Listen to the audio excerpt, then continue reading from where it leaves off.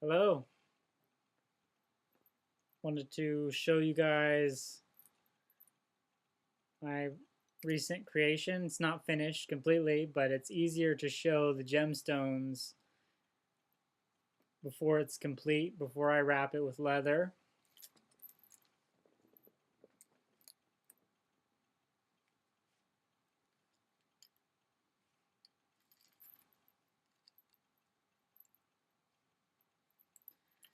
So we'll start off with the end here with the tiger's eye. This one is a family piece from my grandmother. One of her family members brought it from South Africa. And then over here, moonstone, seraphonite,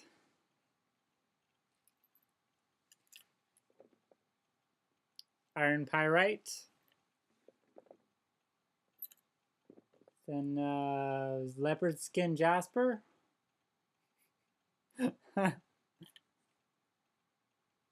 red tiger's eye, sodalite, it should be like brown syrup color when they call it sodalite. But anyways, also carnelian, blue lace agate, can't see that one very well, and sunstone on the bottom. And on the other end, amethyst. And to complete the whole thing, I have this hematite ring, and I've got this silver chain necklace. I put that on there. That's kind of connects me to the wand, and I can then, when I'm not taking the wand around with me, which is, almost all the time, I'm not gonna walk around in the middle of town with this. I'll wear the necklace with the ring on there, and then that connects me to the wand that's at home. And obviously it's wrapped in copper for the rest of it. What else? What else? A little bit about why I decided to have these specific gemstones. Tiger's eye and amethyst. Amethyst would be my connection to the universe, and really what kind of inspired me to put those on the ends. Well, they're similar in size, and it just felt right. Then after I got that feeling, and I was like, why? There always has to be a why. I don't know. Just the conscious mind needs to know.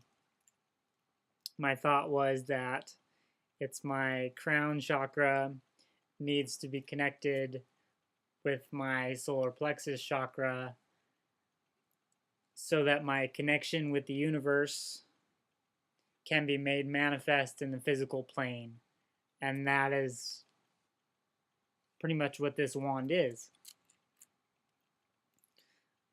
Downloaded the inspiration for it, found the wood, and I was actually looking for, I originally wanted to make a staff. I haven't still even bought a couple of crystal pieces to make staff. Well, I found this really cool wood that's a branch on another branch, and they're kind of morphed into each other, and they have these little openings, and then it splits off here at the end. Super cool. Fits right in my hand, or the other hand. Let me switch hands. It's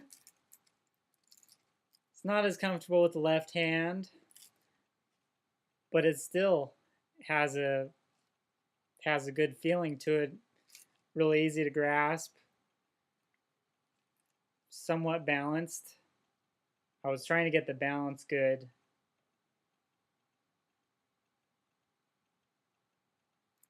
But being such an awkward shape, the balance was just going to have to be what it is. And it's, yeah, it turned out pretty good.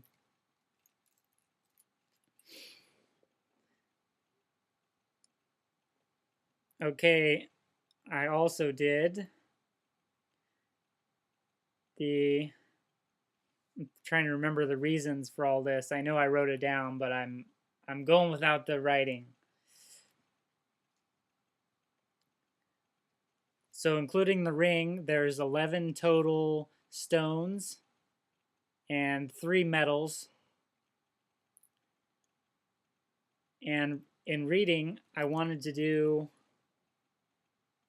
more projective than receptive stones. Projective would be yang, receptive would be yin.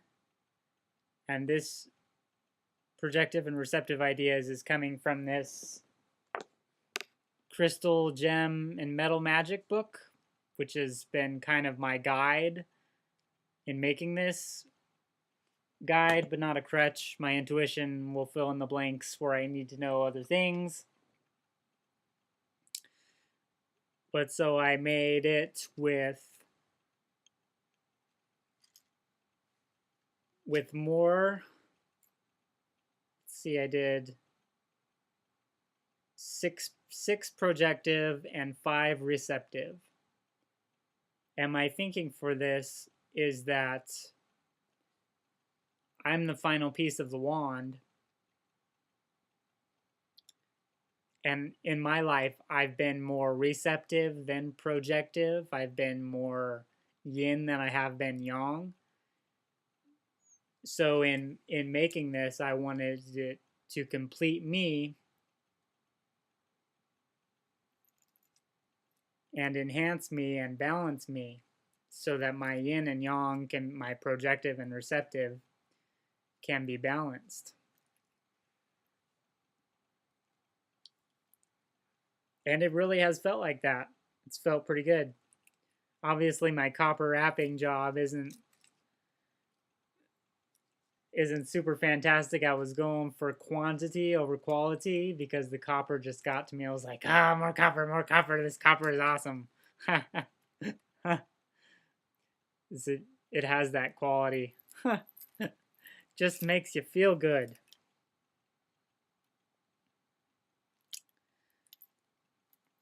So I can go over a little bit more about the smaller stones. So I got moonstone and sunstone.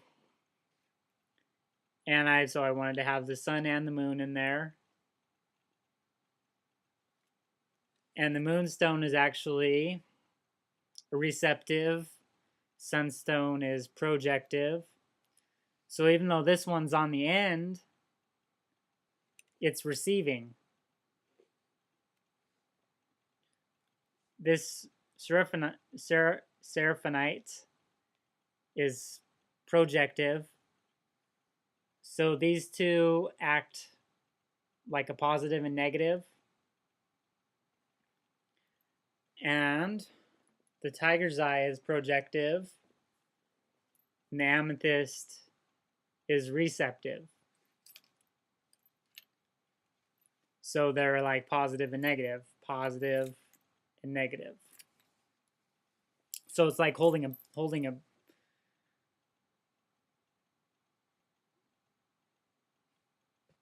it's really, really bizarre to look at it with my third eye, because it looks like just this like rainbow battery or something. Like it's like more like an infinity loop, but you know, in the third eye dimension.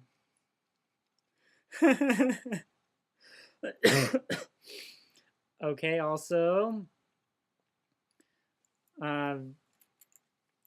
the mottled, or well, mottled jasper, or leopard, I guess you could call it leopard skin jasper. And I wanted this one to be my connection to all beings, and my ability to relate to all beings. As if you'll recall in one of my earlier videos, when I was contacted by some ETs, they told me that it is essential for my ascension and mastery to interact with them fearlessly. So this has got all these different colors in it. So I figured that would be representative of that, of me interacting with a variety of different beings. I forget whether that one's projective or receptive off the top of my head. And the tiger's eye kind of acts as a little bridge here. That one's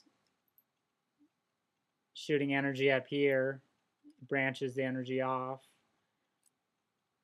But it's also grounding and strength. It's kind of nice to have both the red and the yellow gold tiger's eye. I like those both being on there. Sodalite. Sodalite kind of is my trigger, and it's representative of the third eye chakra. So my psychic sight is the trigger.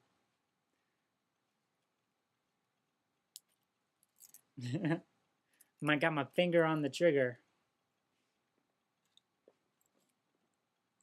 Pretty much all the time when I'm holding the wand, it'll be like this. Finger on the trigger, ready to go. I know that kind of translates to violence, but that's not really it. And then the other hand can rest on it fairly comfortably when I'm holding it like this, just naturally. So that was the positioning on that one.